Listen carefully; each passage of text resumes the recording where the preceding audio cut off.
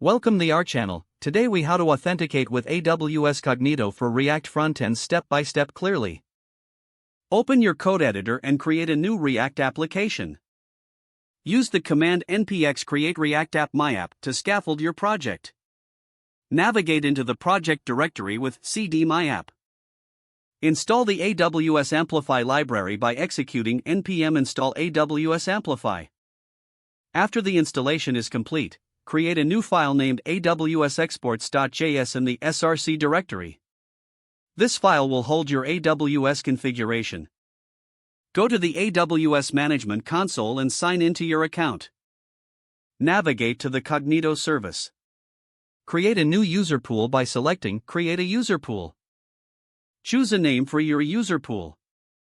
Configure the sign-in experience according to your preferences. For this example, allow user sign-up using email. Enable MFA if desired, but keep it simple for now. Set up your user pool policies, including password strength. Click on Create Pool to finalize. Next, click on App Clients in the left sidebar and create a new app client.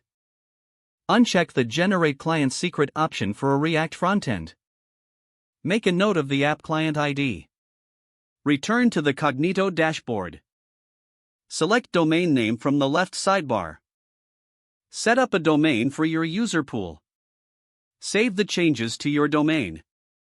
Now navigate to your AWS Amplify dashboard. Select Get Started under Deploy. Choose Web, then select React as your framework. Follow the prompts and connect your repository, if applicable. For the next steps, you'll input your Cognito details.